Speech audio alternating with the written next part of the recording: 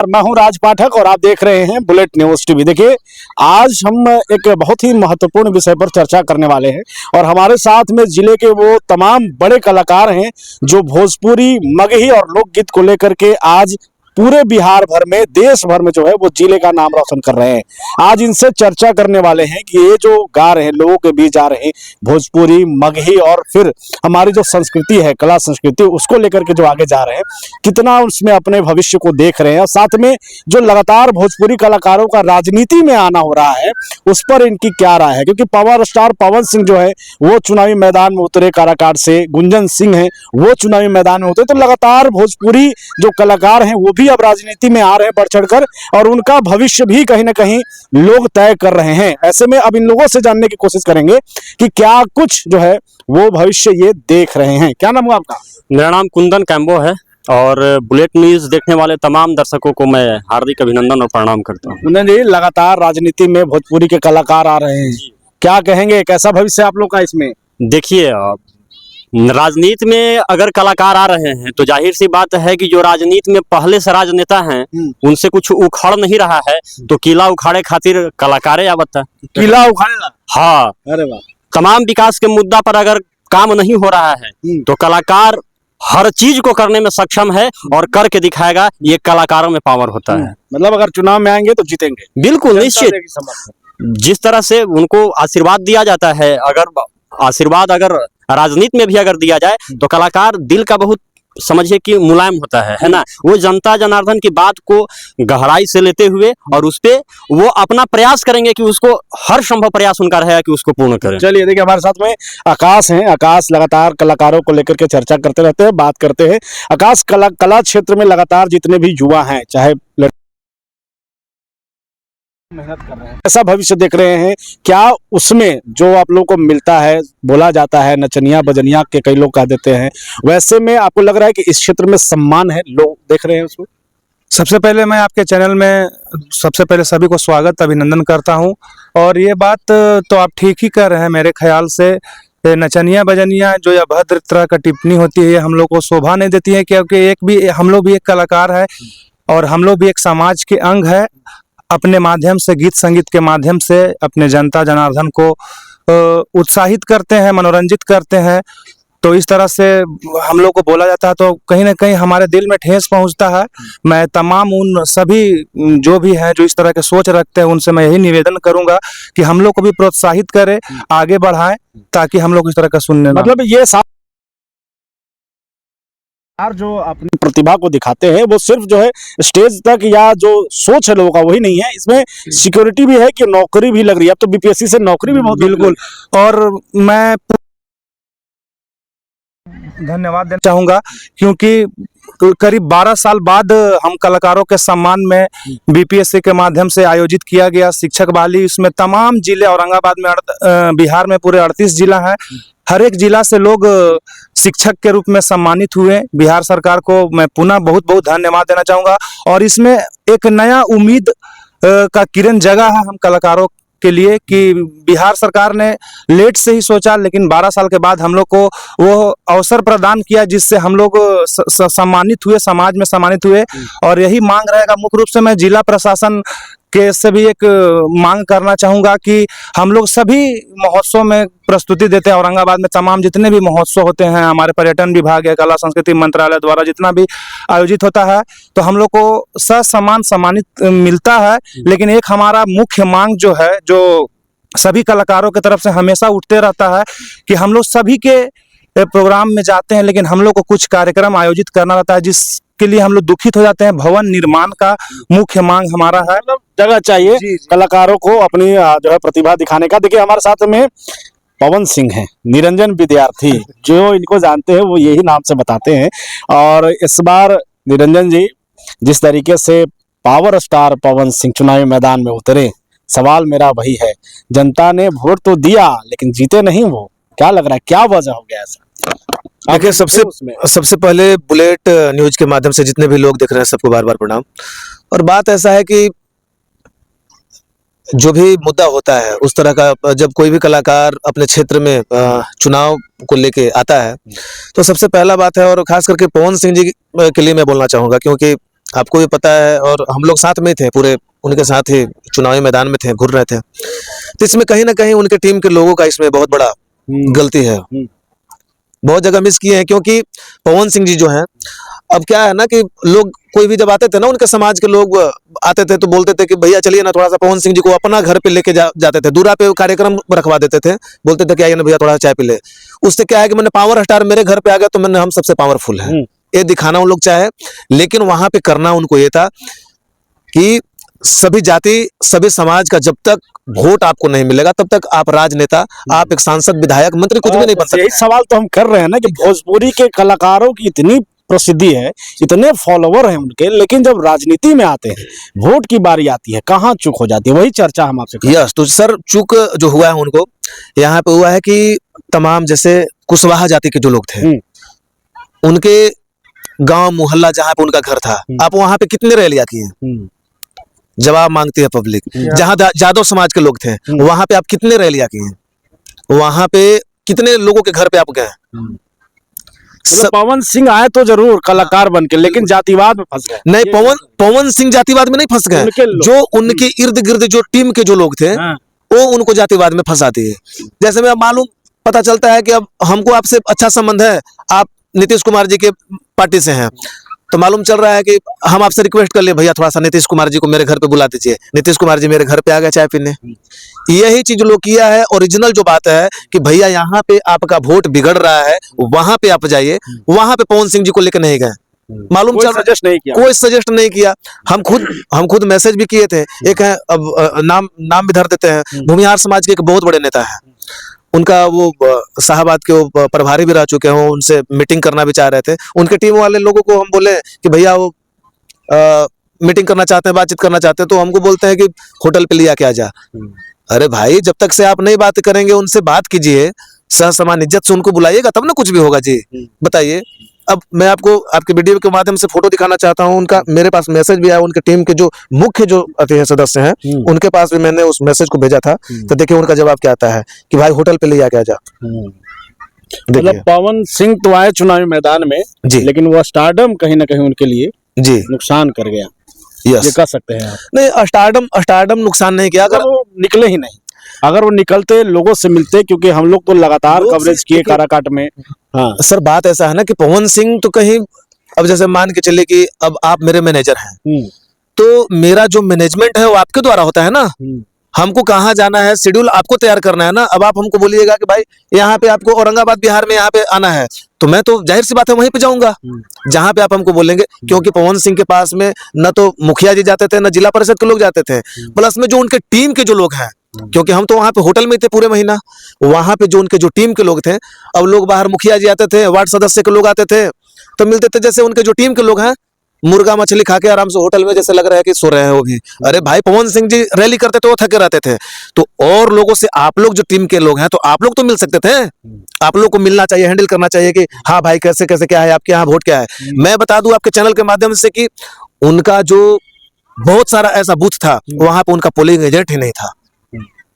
बहुत मिस किए हैं हम लोग तो, सब एक एक चीज को हम लोग वाच किए हैं, और कहाँ मिसअंडरस्टैंडिंग उनसे हुआ है हम लोग तो सारा कुछ जान रहे हैं। लेकिन अब इसमें पवन सिंह जी बेचारे क्या करें। बिल्कुल, पवन भैया का इसमें कहीं से कोई गलती नहीं। पवन सिंह का गलती नहीं है, लेकिन साफ तो तौर पे ये है, जो हम सवाल पूछने का मेरा कारण ये था कि निरंजन जी लगातार रहे हैं उनके साथ में, भोजपुरी के बड़े कलाकार हैं, और इनको देख करके कई ऐसे युवा हैं जो इस क्षेत्र में आ रहे हैं। पवन सिंह इनसे ऊपर हैं, वो बड़े कलाकार हैं, भोजपुरी के एक ब्रांड एम्बेसडर हैं। अब जब चुनावी मैदान में आप लोग आ रहे हैं, आप तो अनुभव कर चुके हैं, आपको भी फॉलो करते हैं हजारों लोग, क्या लग रहा है भोजपुरी कलाकार जब चुनावी मैदान में आए तो उन्हें किन किन बातों का विशेष ध्यान देना होगा जब वो जनता के बीच आएंगे? देखिए, सबसे पहला बात है सर कि अगर कोई कलाकार अगर इस मैदान में अगर उतरता है, तो सबसे पहला बात कि सारे लोग को, अगर बड़ा स्टार है, ठीक है, पावर स्टार है, तो फिर चुनाव मत लड़िए, अन्यथा आपको लोग से मिलना पड़ेगा। अगर होटल में अगर लोग हैं तो मालूम चल रहा है, ये हटो, अरे भाई ये चीज आपके लोग धक्का मुक्की कर रहे हैं, तो यहाँ पे यहीं पे तो आपका मिसअंडरस्टैंडिंग है। वही तो लोग यहाँ से जाएंगे, तो जो लोग आपको एक झलक देखना चाहता है, जब आपको देख नहीं पा रहा है, तो वो आपको वोट फिर कैसे दे देगा जी। जब आपको फर्स्ट टाइम में आप उसको धक्का देकर भगा दे रहे हैं, तो अपना कीमती समय, और जबकि लोग बोलते हैं कि लफुआ है, ये है, वही लफुआ जिसको आप धक्का दे रहे हैं। आप वीडियो देखे होंगे जो बूढ़े बुजुर्ग जो लोग थे उन लोग को अपना कंधा पे ले जाकर पवन सिंह जी के लिए वोट दिलवा रहे थे। बिल्कुल। तो ये मिसअंडरस्टैंडिंग है। आप पावर स्टार हैं तो पावर स्टार है तो फिर आप मुंबई में रहिए, गाना गाइए, वहीं पे फिल्म कीजिए। अगर आपको लड़ना है तो सबसे आपको मिलना होगा, सबसे आपको फेस ओवर करना पड़ेगा। बिल्कुल। चलिए, तो अब खूब चर्चा किए पवन सिंह के भाई, आपको उन्हीं के नजरों से देखा जाता है, एक गाना तो जरूर होना चाहिए। हाँ बिल्कुल, एक भैया के साथ गाना भी गाए थे और भैया के लिए बहुत सारा गाना भी मेरा आया है। क्या था कि पूजा पाठ नहीं शोभेला हवन के बिना, तो भोजपुरी कैसे शोभी पवन के बिना। कि पूजा पाठ नहीं शोभेला हवन के बिना, अब भोजपुरी कैसे शोभी पवन के बिना। इस तरह का गाना था। चलिए, तो ये निरंजन विद्यार्थी हैं और ये कहीं ना कहीं अपने क्षेत्र में लगातार आगे कर रहे हैं, कई बड़े मंचों पर गाना गा रहे हैं, कई रियलिटी शो में इन्होंने हिस्सा लिया है और इनसे इसलिए चर्चा विशेष करते हैं क्योंकि ये पवन सिंह के साथ में उस चुनाव के दौरान में रहे हैं, समझ चुके हैं, समझ रहे हैं कि क्या कुछ स्थिति होता है। हमारे साथ में देखिए लोक गायक टिंकू टाइगर जी हैं, इनको हर कोई जानता है और बड़े बेबाक तरीके से अपनी जो है बात रखने के लिए मशहूर हैं और कुछ भी हो उसका जवाब अपने संगीत के माध्यम से देना ज्यादा पसंद करते हैं। सही बात है ना जी। तो सवाल ये है टिंकू टाइगर जी, आपसे बातचीत हो गई कि भाई नौकरी है, सिक्योरिटी है, राजनीति में आ रहे हैं, ये है, लेकिन अब जो कलाकार हैं, वो जो नए लोग आ रहे हैं, उनको क्या सलाह देंगे आप, क्योंकि आप एक अनुभवी कलाकार हैं, क्या इसमें भविष्य उज्जवल देख रहे हैं, पैसा कमा रहा है कलाकार? सबसे पहले तो आपके चैनल के माध्यम से जितने लोग देख रहे हैं और जो देखते हैं उनको नव वर्ष की मंगल शुभकामनाएं, साथ साथ आपको भी। तो रही बात की जो नए कलाकार हैं, तो ये पानी के बुलबुला के तरह हैं लोग।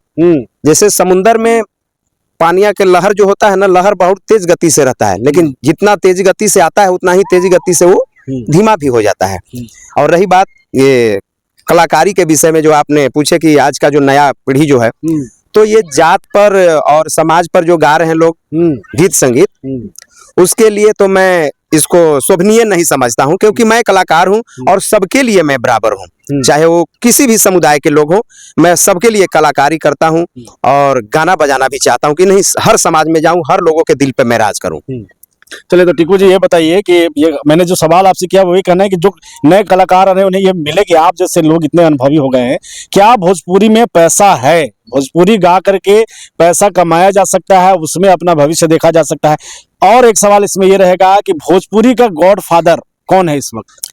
अभी के तो मान के चलिए हम लोग, जैसे मान के चलिए पूर्व में हमारे जो श्रद्धेय हैं ये भिखारी ठाकुर जी आज ही इस दुनिया में नहीं है, महेंद्र मिश्र जी हैं, और अभी तत्काल में यदि लेके चलिए तो हम सभी कलाकार, चाहे छोटे कलाकार हो या बड़े कलाकार हो, आदरणीय भरत शर्मा जी को सब लोग अपने आप को श्रेष्ठ मानते हैं। जब हमारे पावर स्टार पवन सिंह भरत शर्मा जी को श्रेष्ठ मानते हैं, और भी जितने भी हमारे हैं, राकेश मिश्रा जी हैं, रितेश पांडे जी हैं, चाहे गुंजन सिंह हो, सब लोग भरत शर्मा जी को आदर्श मानते हैं। आज देखिए कि साफ सुथरा गाने के बदौलत ही आज उनको राष्ट्रपति से पुरस्कार मिला।